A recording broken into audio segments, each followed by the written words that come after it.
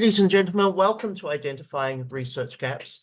Tonight's objectives are as follows, and I've kept it really simple for tonight. To understand what a research gap is and ultimately what a research gap isn't, and you'll get a sense for that a little bit later.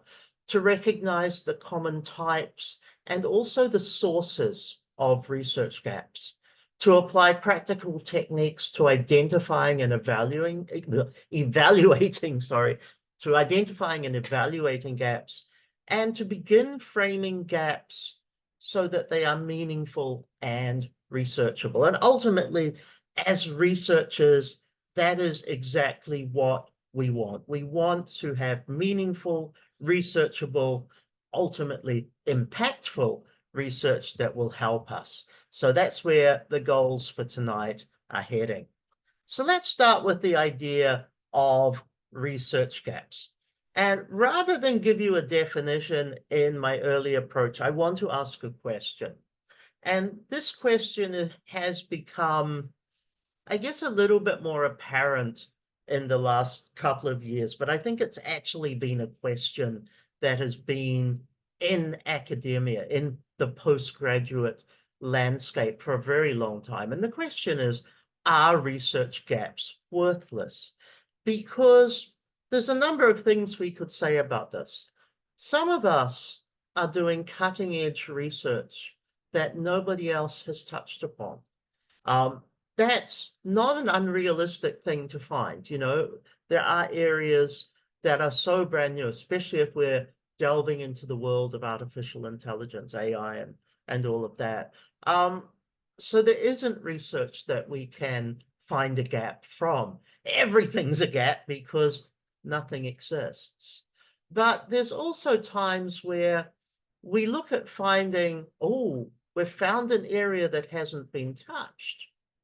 But ultimately, it doesn't guarantee that you are going to have a successful research topic if you find a gap.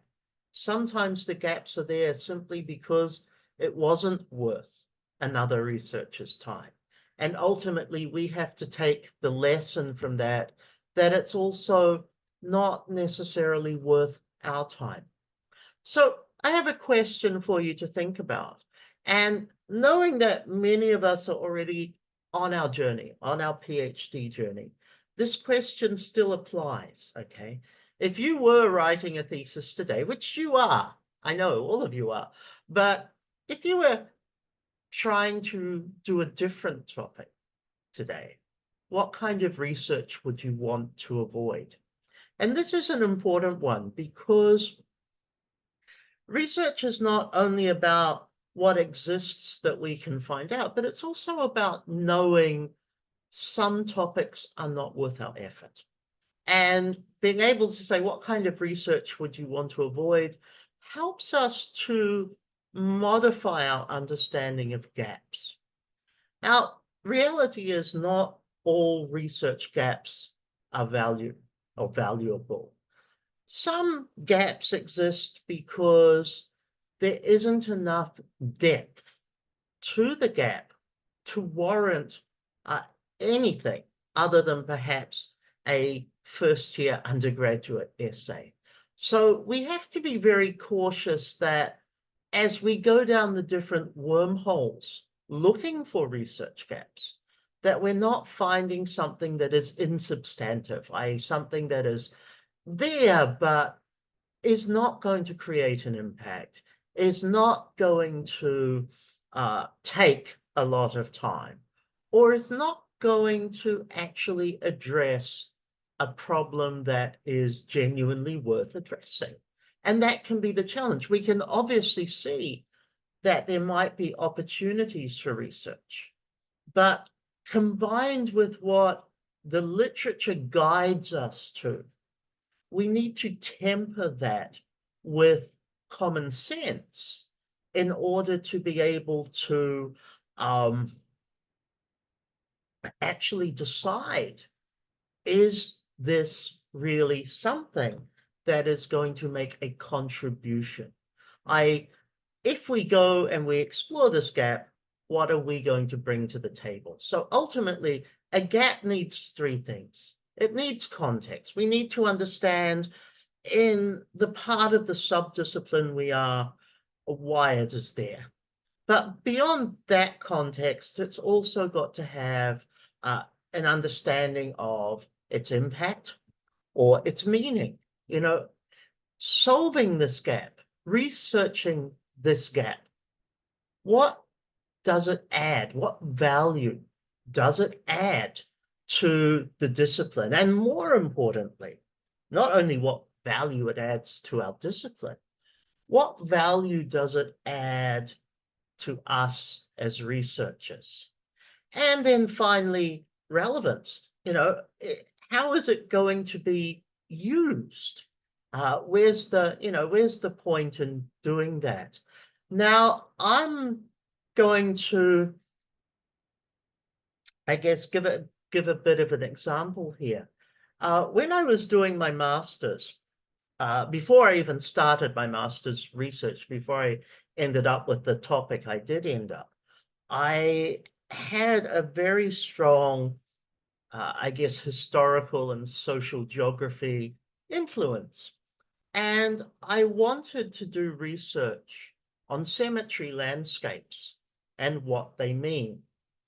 And two of my mentors, who I was hoping would have been my supervisors, two of my mentors said, look, Craig, it's a fun topic, but it has no value to anybody.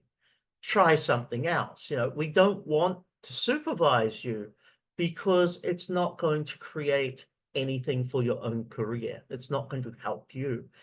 And at the time, I was kind of devastated because it was a topic that I really enjoyed. It was something that interested me, the way in which people, you know, think about how to represent the afterlife in the living world.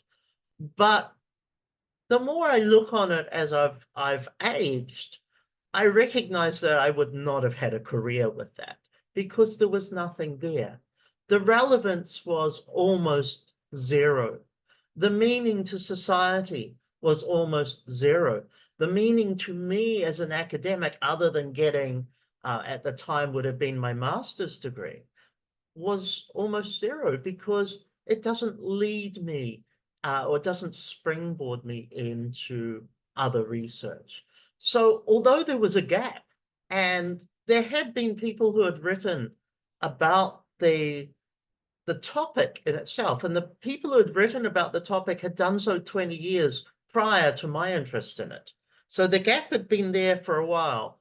And now when I look back, I realized the gap existed because it wasn't worth anybody's time.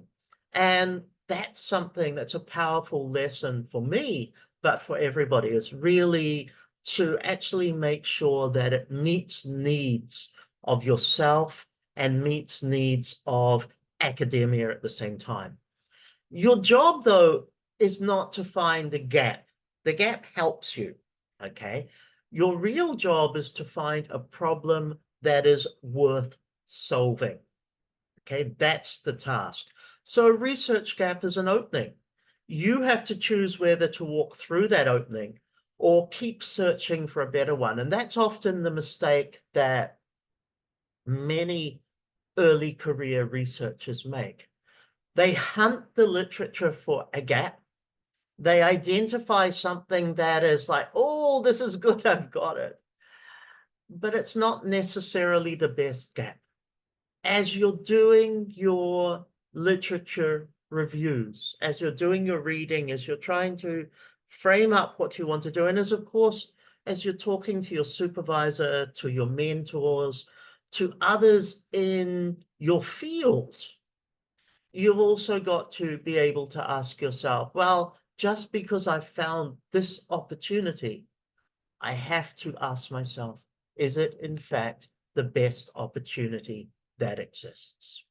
So having said that, and having sort of, going down the track of giving a slightly broader perspective tonight, I want to ask the question, what is a research gap?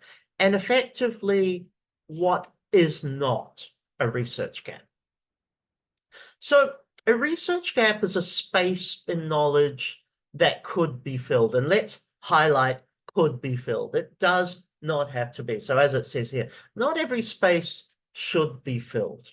We need to be able to differentiate between a few different types of gaps. And as you're looking, and these are even as you are reflecting upon the gap within your own research and why you're addressing it as the researcher that you are today, let's have a look at a few types of gaps that exist that really mean, yeah, maybe we shouldn't be doing this. So we start with gaps from neglect, either uninspiring or irrelevant. A gap from neglect is perhaps something that could be examined, could be researched, but previous researchers just simply haven't done it. They might not have done it because it's uninspiring. They look at it and say, you know what, it's very tedious, it's very perfunctory in what it is. Or it could be irrelevant because ultimately nobody needs to know this. Nobody is going to benefit from a deeper understanding than where we sit at today. We have to look at the fact that there are gaps from change. We have new contexts, we have tech, we have crises. My current research is on AI and doctoral supervision. And the challenge I have is not only is this a new area, so the gap is very wide, because the context of this, both the technology and the human context of this changes. It's a gap that is constantly moving, or I should say, spreading out. It's getting wider and wider as we appreciate that there's more things that we can touch upon. There are gaps from exclusion, and this one I think is very important, especially if you are in perhaps more so the social sciences, but I think it does apply across education. It does also apply across medical research or health sciences research, among some others as well. But the question is, whose voices are missing? And I think all too often we look for gaps in knowledge, but we fail to look for gaps in participation. And that's the whose voices are missing. We see narratives, we see maybe qualitative research that has dived deeply into the lived experience of many people, but also at the same time, there's many people who have not been consulted on that. Now, we might find ourselves that the research tells us, look, this has been covered really well. This has been done to a very great extent. But what it doesn't tell us is who is representative within that great extent, because that's the gap. Not the fact that the research has been done, but it's actually who has been consulted about the research along the way. And we might have gaps from conflict. So this could be as a result of unresolved debates within a discipline, for example, or contradictions within a discipline itself. So, for example, those of you who may be unfortunate enough, like me, to be an economist, at the end of the day, we have different schools of thought within the broader understanding of economics. And even within or between those different schools of thought, we have some quite significant unresolved debates. We have contradictions as to what we believe causes certain economic and social phenomena. So there are gaps that exist, but those gaps are dependent upon what your philosophical underpinning, your understanding of research, your understanding of how the world works. It's dependent upon which school of thought you fit into, or which side of the fence you fit onto. Or it comes back to the fact that there's a contradiction. And that contradiction might be either philosophical or it might be methodological in terms of the fact that maybe we haven't found representation from all voices and so forth. So be aware of the fact that, research gap as a concept is very simple. It's finding something that people haven't talked about. Very easy. But we have to understand why those types of gaps exist. And then we have to ask ourselves, are we the right researcher to be the one to fill that particular gap? So what I'd like to do now is move into what's called the 7 typical gaps. And if you read a couple of articles, and I'll share an article on our, excuse me, on our WhatsApp group chat and on our LinkedIn after this session as well, which actually explores the 7 typical gaps. Sorry, explores the 7 typical gaps in more detail than I'm going to tonight. But this is a really good starting point because at doctoral level, what we're looking for is you to identify something of substance. And by looking at these lenses or filters, I'd probably prefer to call them a filter. By looking at these filters, it'll help us to identify what has potential. We're never identifying a true gap. And I want to sort of temper that by saying, look, we read 1,000 articles, but somewhere else on this earth, in a publication that we haven't yet seen, in a language that we may not be able to read, chances are somebody has done something about it. So everything's a potential gap only.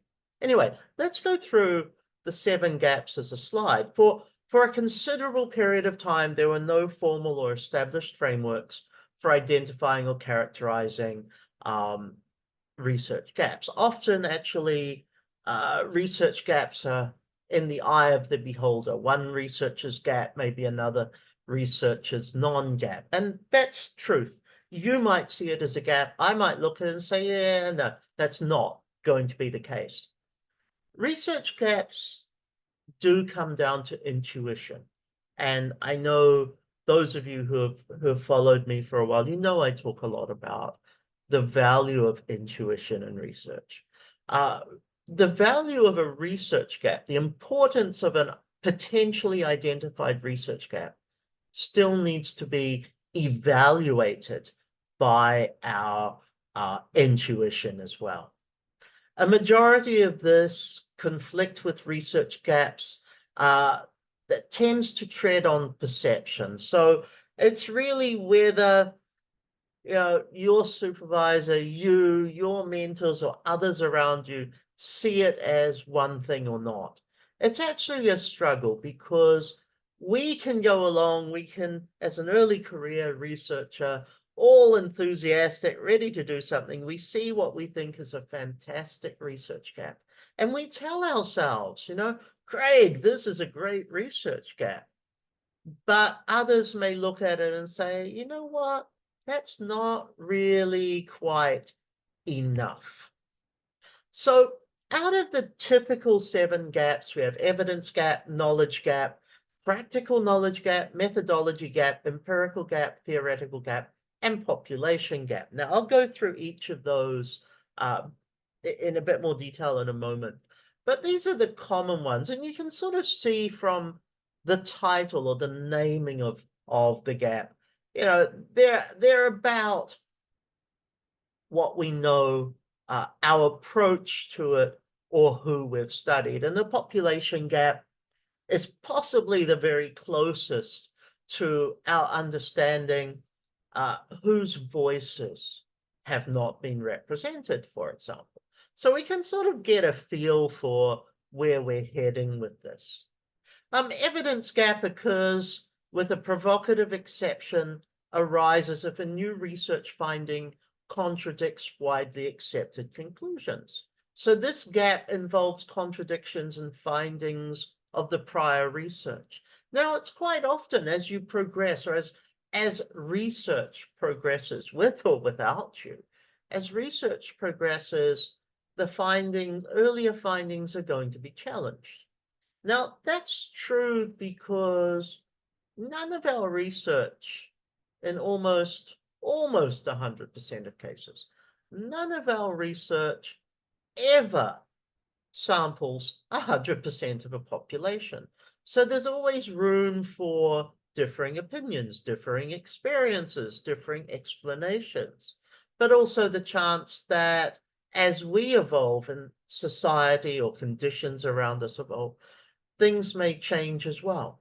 Plus, we might be the one who does a piece of research and our results are completely different from everybody else. Doesn't mean we're right. It just means the unique conditions in which we were in is different to somebody else's. So the evidence gap involves contradictions in the findings of previous research. It occurs if results from studies allow for conclusions in their own rights, but are contradictory when examined from a more abstract point of view. It's also a school of thought thing. You know, what a Keynesian economist examines and finds for a certain set of parameters, a Chicago school economist will have a completely different approach. And because of not only the underpinnings and the methodologies, the results, of course, have strong potential to be different. So identification of contradictory evidence starts with us going back and analyzing each research stream and then seeing, is there something that we can do to explain why there are differences, or why one piece of research may actually be more robust. I want to say superior, but let's use the word robust. One piece of evidence may be more robust than others. My question to everyone here is an evidence gap enough at a doctoral level of research to warrant us spending 3 years on a research problem? Because, and this is why I'm a little bit critical of research gaps, but the because is, if 3 researchers have done it previously, and 3 researchers have got 3, or worse, 4 different approaches, different responses, is that really where the gap lies, or is it something deeper? And is it a gap you want to get into because you may be seen as being fringe, i.e. on the outskirts of research and not really maintaining the, I guess, ethical paradigms that the discipline wants? Or you might be seen as being a troublemaker, or you might also simply be seen as trying to create work where really we've probably done enough work. And that's the one that, I'm going to question. So this is relying itself on disagreements or contradictory findings with previous researchers. And you also need to then go back and map out how those contradictory findings evolved, because it might be the mistake of a researcher. It might be the fact that there are multiple interpretations of something. And because of that, that doesn't make your research particularly powerful or contributory in any way. The second one is knowledge gap. So knowledge gap is a common gap in prior research. There are 2 settings where a knowledge gap or knowledge voids might occur. So first, knowledge may not exist in the actual field to theories and literature from related research domains. So, for example, my work at the moment on doctoral supervision and artificial intelligence, there's not really a lot out there. So although the gap exists, the knowledge doesn't yet. So I'll be of the first generation who are dealing with this particular issue.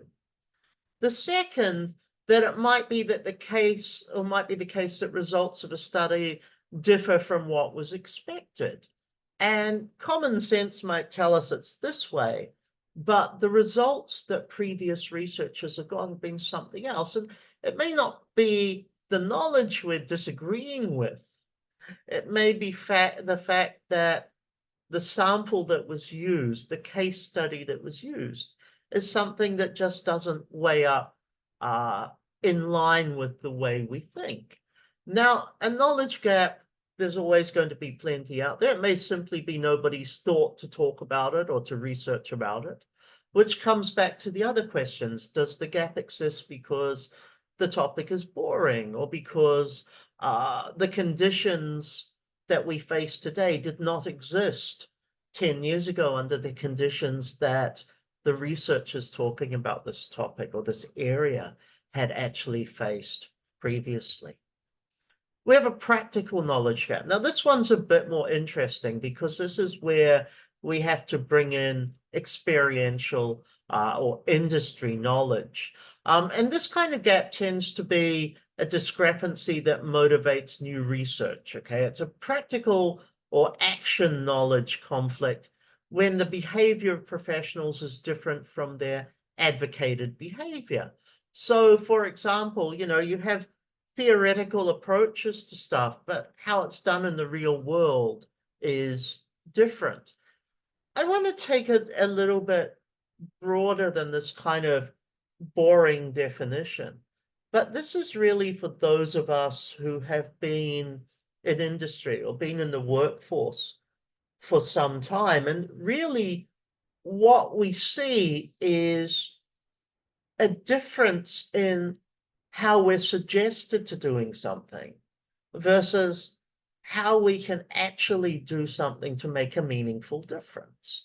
So an action research approach here helps us to solve a real problem. And that's why I like it called practical knowledge gap, but helping us to solve a real problem that's out there. I always think about the fact, especially when I teach undergraduate, and I used to teach undergraduate marketing quite extensively. And the textbook always tells you these rules about how to deal with customers in a difficult situation. And I always remember saying to my students, you can't have a conflict with a customer and then say, excuse me for a moment, can I get my textbook and go and find the steps in which to solve the problem? Because the theory of addressing an issue and our intuitive personal way of addressing that issue is going to be different. Yes. And this is really a very simplistic example of the practical knowledge gap here.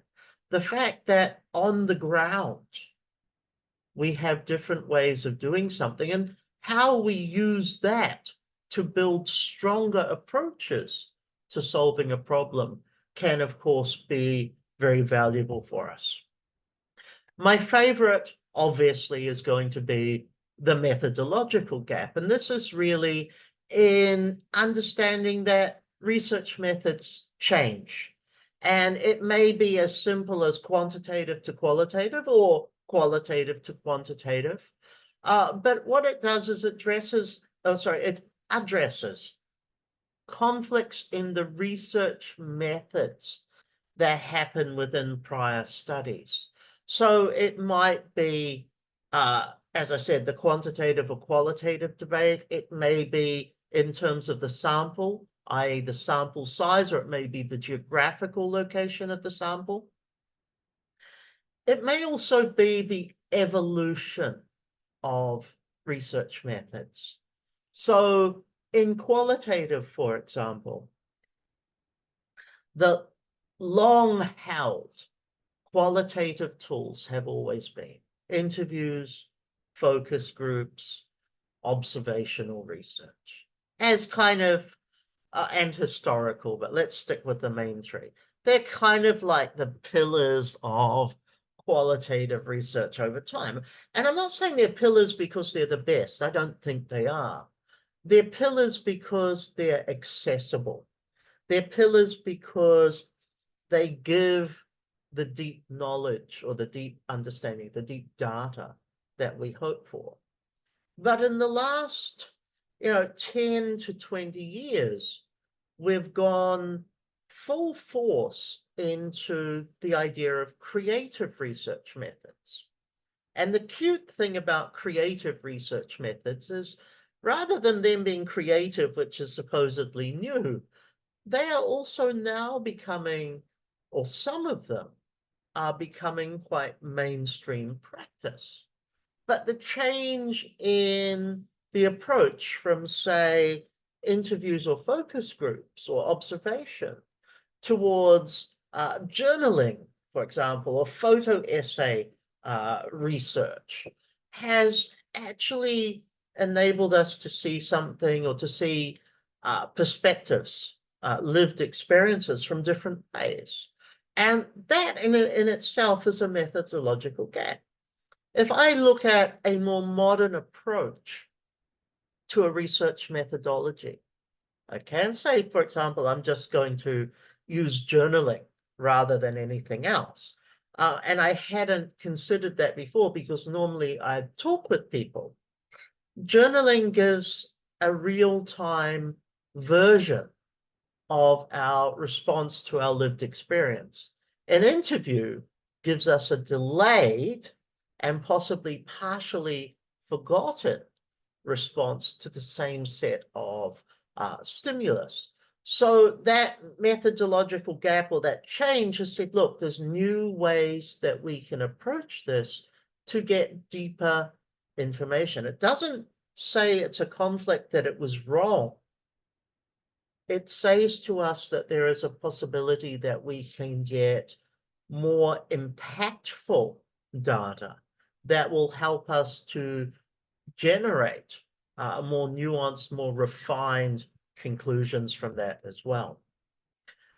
Empirical gap is a gap that deals with gaps in the prior research. So when something hasn't really been proven or something that hasn't been appropriately addressed previously, then it is something that we find an area we can talk about.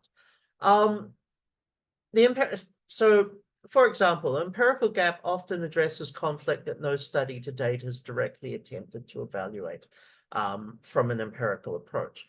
The danger with finding an empirical gap is it's like crawling around on the floor of your car and you find a 10-cent coin. You found something. What can you actually buy with a 10-cent coin? Nothing. An empirical gap may have been a previous researcher's active decision not to waste their time. So when you identify an empirical gap within the literature, you have to ask yourself, why does that empirical gap exist? Does it exist because of something meaningful, i.e., technology has changed, and of course that gives us new tools to examine or to understand. Society may have changed, so different attitudes or perspectives or new approaches. So for example, today in gender studies, we can identify as he, she, it, they, them, many opportunities. When I was a kid, we could only identify as he or she. Now, I'm not getting into the debate. All I'm saying is society has changed over time. So what an earlier researcher might have said is irrelevant at that time has meaning in today's world. It might, though, also have come down to the researcher looked at it, decided they could only write one sentence because there was nothing to say. And whilst we see a gap, as we start to explore it, we also may see that there is no depth or width or breadth to that gap. And therefore, it's a gap that could potentially waste our time as well. There can be theoretical gaps. Now, these ones are valuable. This is the type of gap that deals with gaps in theory with the prior research. So, for example, if you've tried to explain, or a previous researcher has tried to explain a phenomenon through various theoretical models, there might be a conflict, or there might be a new way of looking at how this can be. Now, the challenge we have here, and this actually was a challenge that came for one of my friends who completed her doctorate a few years ago, is we might be stuck with using older theoretical models that never really quite got updated.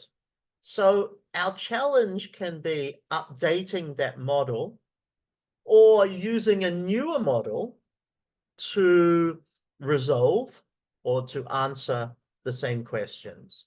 Or perhaps a grounded theory approach where we want to start again and we want to create a model based on what we see happening and what we see the data creating for us. Theoretical gaps are very good. So my friend who did her doctorate was focusing on communication with international students, and of course, the particular role of social media within communication. Now, in her viva, she was asked why she cited a 1980s communication model, and her response was, "Yes, I know this is an old model, but it's also the only model that's been used for quite some time. So I cited it as the framework to build my own from," which was a great answer. But it was also a theoretical gap. Not only was she being able to look at what was happening, she was also able to say, look, an older model, an older theory actually has value. But it's also our responsibility as researchers to bring that theory into the 2020s, because technology has changed, the world has changed. So things do evolve, and as researchers, we have to do that. Now, again, you can come back to looking at what models have been used previously, what have been developed, have these been applied to the same populations? Is there something we can take from this that's worth looking at our existing problem that we are trying to solve? We have a population gap, and this is kind of the one, like I said before, it's about representation that will also be helpful. Sorry, just give me a minute. A population gap is a common gap recognized among researchers. So always going to be underserved populations that have been under-researched. So ultimately what we need to say is not underserved, these are populations that are not representative in our broader sets of findings. So it becomes very important for us to look at, has this research been applied to this population of interest? And that may be geographical, it may be race, it may be ethnic, it may also be age, it may be ethnics. I see my spelling mistake in there. So many opportunities here, but population gaps are actually quite real for us as researchers. So what's most important, though, is I want to go a little bit further with with this topic. And I want to talk about the idea of extended gaps. And to me, this is where things get the most interesting. An extended gap is taking us beyond those seven, beyond the common sense, academic, typical gaps that we have, and bring us into somewhere a little bit different. Now, you will see, you will see some overlap between some of these.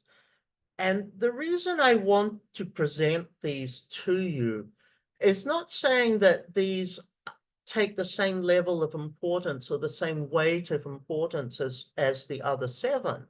What I'm saying is these are considerations for you as you are exploring the literature and trying to work through where opportunities exist. So I call them effectively fresh perspectives on what makes a gap. And the first one is contextual. So maybe a phenomenon that hasn't been explored in a certain geographical, cultural, or socio-political setting.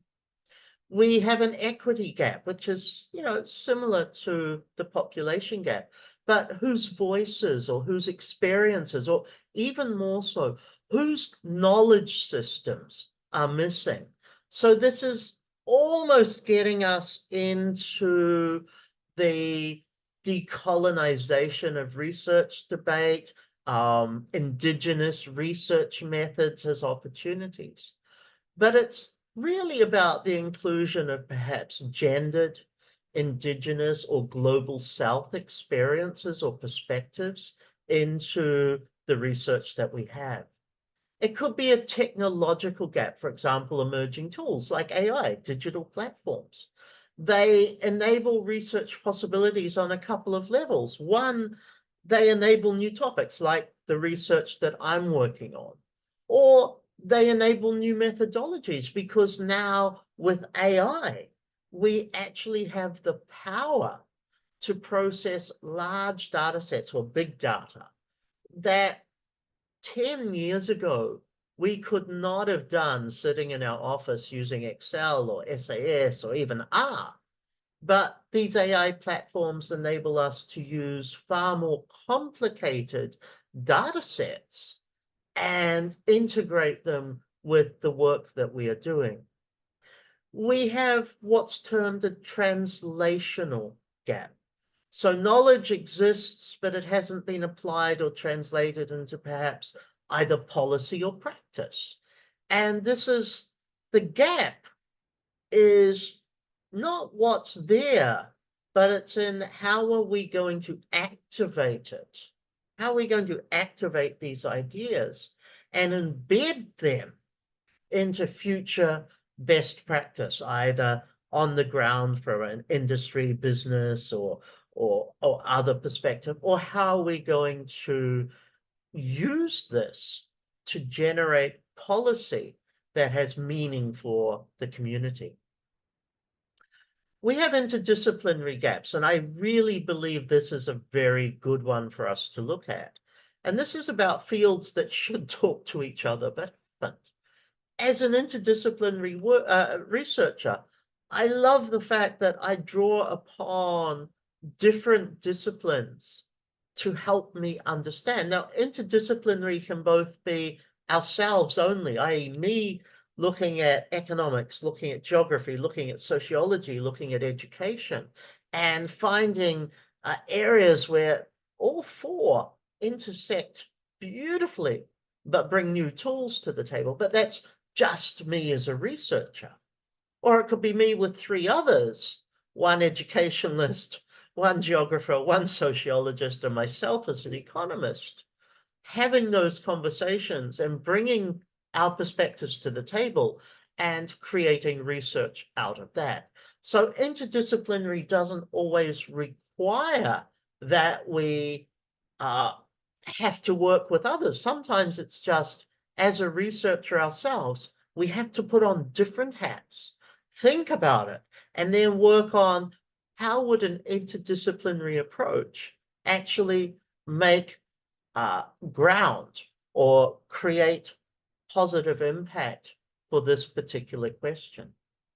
We may have a temporal gap. For example, research is outdated, conditions have changed. And conditions such as post-pandemic, post-AI. Let's take post-pandemic. A lot of the research into children's learning experiences that happened prior to the COVID pandemic is now thrown out the window, and we're starting again because the pandemic lived experience created within young people's lives especially, but I think within everybody's lives, but it created within young people's lives a humongous disruption. And post-pandemic is trying to do research to help resolve some of what happened. But it also means because social conditions, I want to say environmental, but social environmental conditions have changed. It also means the processes that we knew from 10 or 15 years ago are no longer valid at the moment. We have a different set of prevailing conditions in which things happen. We have a failure gap, so questions where prior research failed or perhaps produced inconclusive or conflicting findings. As a researcher, there is a strong chance we will fail. I think we have to accept that as norm. We have to embrace that as a possibility and move on with it.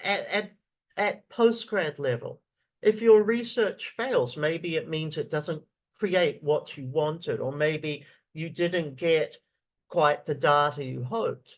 It doesn't mean you stop research and you give up. It means you take the data you've got, you analyze it, you explain it, and you provide ideas on how to improve for the future. You still progress. Now, a failure gap is perhaps where a previous researcher or set of researchers have failed to make inroads, but maybe technology or conditioning today is better. Maybe they just weren't the right people to do it. It's still a possibility for us to say, if I was to do this as a researcher, would I get something different? Would I not fail? Would I be able to value add in this experience? And finally, I think one that is also extremely good is the idea of a silence gap. And this is areas that are avoided due to taboo, due to discomfort, due to academic convention. So let's take a few examples. In a number of societies today, doing research on gender, sexuality, or sexual identity is actually still considered taboo. You might find it difficult to get a supervisor, you might find it difficult to be enrolled at a university, or you might find that people are dismissive of your work because it disagrees with their particular beliefs. Currently today, let's go to something that's really happening this minute, is Trump. You know, what's happening in the United States? Academics are scared to be vocal about what Trump is doing. And there are clearly intimidation politics. Money's being withdrawn, you know, funds, research funds into extremely important areas are being withdrawn. Just yesterday, news came out that Harvard University lost a huge amount of money from the government simply because it refused to change a policy that the current American president wanted because that's what he believed in. So, you know, silence gaps exist for a number of different reasons. I, as somebody who doesn't live in the States, is not American, and will probably never ever visit there, am happy to talk about it because there's no repercussions in that respect.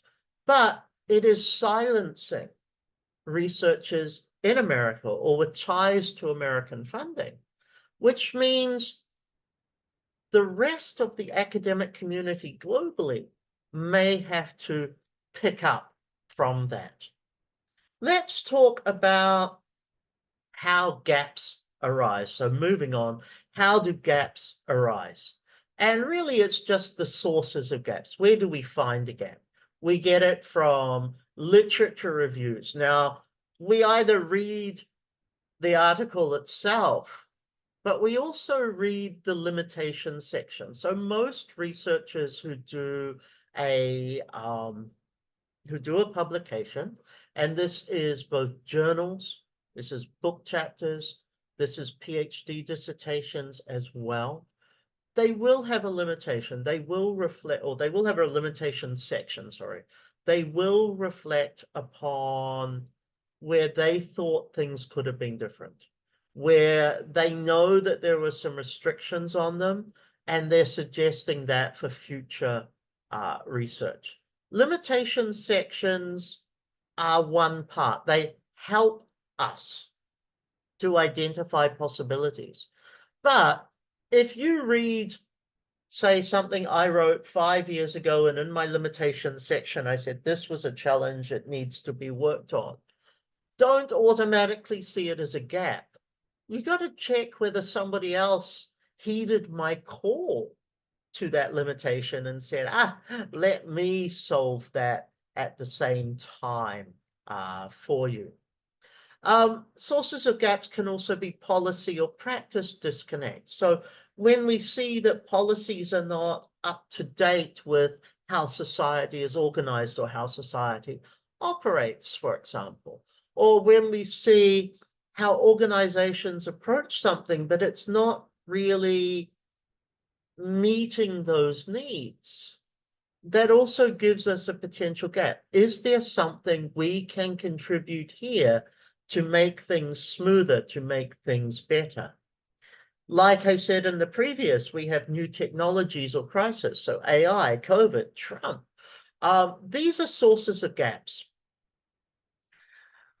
I would not want to be doing research on economics at the moment because the constant political U-turns impacting economic environment, not only in the States, but globally, means my data analysis is going to be absolutely crazy. But out of this has arisen opportunities to look at what's moving forward. What are other approaches one can take? What are approaches we can take during COVID? So let me reflect on something that was very popular, or I found very popular when COVID started. So in 2020, I think it was about March, and countries across the world started closing their airports, sorry. And then people were put into lockdowns. In many countries, we weren't allowed to leave our house and so forth. Many doctoral researchers, many master's researchers as well, simply got stopped in their tracks. They could not progress with research until a number of people said, hey, we have a workaround. And the workaround that we have is actually a really good one. And it's this very nice, simple thing called WhatsApp. We can actually use online communication channels in conjunction with both traditional and contemporary qualitative research methods to still conduct our research. And a little bit of an ethical workaround enabled many researchers to continue through using WhatsApp, for example, or Zoom, or any other tech-based communication channel. Now, what that gave us, the actual gap was in methodology. How do I solve a problem when I can't leave my house? How can I still get research? And it became and is now used as a way of expanding research geographically. But what it did is the crisis itself created an opportunity. And people, certain organizations, certain researchers went very comfortably with that and started saying, here's how to do this ethically. Here's how to minimize the problems that you might face with it. And it enabled research to happen. Now, from a methodology perspective, it changed how we go about research, and it changed what we expected from, but what we permitted from research as well. Remember, your doctoral work may not necessarily be the theory that you create. It may not be the ultimate research you get. Your contribution may very well be the method, the way you went about it. And for the early people, the early researchers who actually adopted this and worked through the ways, especially to do WhatsApp-based focus groups, for example, the early people who were able to do that, their bigger contribution was in solving a methodological challenge than it was anything else. And that still earned them a postgrad degree. Another source of gaps is marginalized perspectives. Quite often we get the dominant global north view. We don't look at indigenous methods. We don't look at populations where the language might be different from us. We don't look at members of the community who sit on the margins, but are equally as valuable and equally as important in the contributions. That also means when we're reading our literature, we tend to read the most, I want to say, famous journals. Let's just say the prolific journals that are usually Scopus rated or have some sort of impact rating. Chances are what we're missing out is research that is produced in less high-ranking publications. Now, just because it got published in a low-ranking publication or something that isn't indexed doesn't mean the research isn't of good quality. It still helps us to identify what is being done out there. Our job is to weave that into our understanding of where our research can go. And the final one, not the final one on my list, there are many others, is unasked questions or outdated answers. And the outdated answers really come from shifts in society's perspectives on life. They come from technological changes, political changes, and we might be looking at unasked questions, and that's the taboos and the things that most people aren't particularly comfortable talking about. Now, these, as I say, they're not the only sources of gaps. There's a lot more out there, but these are the ones that can kind of guide us relatively fast into determining, have I found a potential to look into? When I identify a potential research gap, it's still my responsibility as a researcher to really go deep into other literature, subsequent literature in particular, to see whether the gap has been addressed in any way or perhaps refuted. The addressed in any way means we don't want to recycle somebody else's work. If somebody's already done it, it's no longer a gap for us. We have to see. The refuted might come down to another researcher like ourselves, perhaps at the beginning of the doctoral journey, looking at what they saw as a potential gap and then just realizing it was a very shallow gap that won't bring a lot of value or impact for them. So we've still got to do our due diligence on those research gaps that we find. I know some emerging researchers, some PhD candidates, whose focus in their early stage was find a research gap. They were looking for that one gap that they could just tunnel themselves into. The truth is, as you're working on the possibilities, you need to find multiple gaps. You then need to decide for yourself, understand for yourself, but most importantly, decide which of these gaps have potential. Are there relationships between these gaps? Or do I ignore some of them? The truth is, you go through, maybe you read 100 things, and you identify a single research gap which you think is valid. There's a strong possibility that that research gap is not going to serve you. So do look wider as well as deeper. Before I wrap up on this slide in particular, a pro tip: look for things that researchers say they didn't do. That is your trailhead. Again, I'll come back to the limitations section.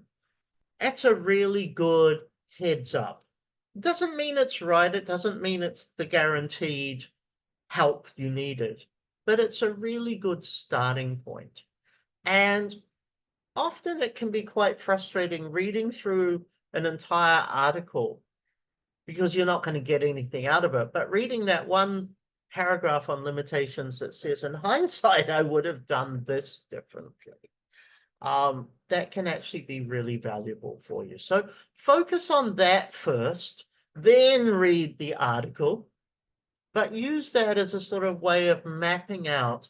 Get out your whiteboard, get out a big piece of paper, do mind maps, whatever works for you, but start mapping out the ideas and seeing who has subsequently addressed this. So now from gaps to research worth doing. And this is kind of, at the end of the day, we want the gap to say, this is a valid area where you can do your research. It's still our responsibility to convert that into a genuine research question or set of research questions to make it valuable as research. The gap is simply telling us there's a chance. What you do with it is up to you. It's like driving down the neighborhood. We see a plot of land, an empty plot of land that's for sale. We buy it. We still have to build the house. We have to choose the design. We have to choose the color scheme. We have to choose the layout, the configuration. At the end of the day, a gap just says, here's a piece of land that you can build your research on. Here's this little area that you can make your mark, but it isn't your research question. So here's the thing, it's that feeling, that feeling is where real research starts. Sorry, that's not an easy sentence to say. That feeling is where real research starts, not with the gap, but with the gut instinct. And that is, what am I as a researcher going to do with that gap? Because that's what's important, not the gap itself. So I'm going to wrap up with 3 key messages. Then I've got a bit of homework for you guys before we go into the Q&A session. Okay? The key messages are this: gaps are not the goal. They are the doorway to what you're going to do with it. You don't just find a gap. You have to construct, you have to justify, you have to frame it. You see the gap. Now tell me that story. Why is that gap meaningful? And what are you going to do with the knowledge of having that gap and moving forward? How do you turn an awareness that somebody must ask a question to you being that somebody asking a real question, and what that question is going to be? The gap says, hi, I'm here, I'm an opportunity. You still have to come and do something. Much like my driving down the street, seeing that piece of land. The house doesn't build itself. You have to engage in so many ways to be able to build that house. It's the same. A research gap doesn't build itself. It just says, I'm here. How will you approach filling this gap? And finally, a good gap is connected to both the literature and the world. It's connected to the literature because when you finally get the gap, you're going to have to showcase that everybody else has either ignored it. You might have to showcase how other researchers have attempted to resolve it and maybe why their attempts have not met with certain levels of success. But also it's connected to the world. At the end of the day, if your research filling that gap has no meaning, what's the point? Show how you're going to create a value add. How is your research in answering or addressing or filling that gap? How is your research going to leave some sort of impact on communities? Because that's our job as a researcher. Now, I'm going to give you some homework. And this is not necessarily for you to do and share with me. It's for you to do for yourself, okay? But I just want to get you thinking about a few things. And I'm just saying, look, listen to the research that you feel. So take 10 or 15 minutes out of your coming week. Reflect quietly and honestly on the following. And the questions are what are in italics. The others are just there for a little bit of prompting or explanation. What's bothering you in your respective field right now? So think beyond what's being written. You know, this is not what have other people done. What does your gut instinct says isn't quite there yet? It's missing something, isn't quite right, needs a little bit more work. And this is intuition again, okay? So think beyond what's written. What assumptions perhaps have gone unquestioned? You know, I see a lot of people writing about the future of AI and higher education, and some of it's very interesting. An assumption that I feel has gone unquestioned is the assumption that students want AI, that the world wants AI. We're just told it's happening. We think, actually, maybe we don't want it. Another assumption's gone unquestioned is the debate between is AI ethical or unethical? But we're not talking about the constant negotiation, the constant, I want to say, massaging perhaps, the constant negotiation of ethics in order to fit or go against something that happens. What voices have perhaps felt ignored? Whose voices do you feel are being ignored at the moment? What practices might be outdated, uncomfortable, or unjustified? So these are sort of examples of sub-questions that you can use to address that very question. What's bothering you in your field right now? A second question for you to reflect on. Have you ever read something in your discipline and thought, this isn't right, but you can't explain it? That happens to me a lot. You know, you read something, you're like, I'm not really sure about this, but you don't, at that point of time, have the frame of reference or the frame of thinking to be able to answer why you think there's a problem there. So if you've read something in the past which you didn't sit right with you for whatever reason, if you reread it now, or you think about it now, what's changed for you? Where are your instincts pulling you today? What I mean by that is, what's your current perspective on what that is?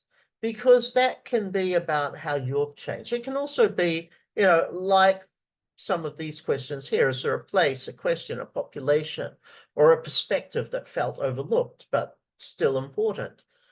Consider some things like, why do you care about it? Who else might care if you brought this to light? And actually, what might happen if this gap were finally explored? Again, a different set of sub-questions, but just getting you thinking through, that particular possibility. And I guarantee we've all read something in our postgraduate career. We've all read something that we've looked at and said, I don't like the assumptions on this. Something isn't there. It might even be something you've written previously. I know with stuff I've written in the past, I look at it today, I'm like, nah, my mind has changed, and that's okay. And my suggestion for you is, look, in reflection or in response to the reflection on listening to the research you feel, those questions, jot down your thoughts as a short paragraph or a few bullet points, whatever you're comfortable with. Save it, because this actually may have value further down your research journey. These type of reflections help us a lot. They're very valuable for us.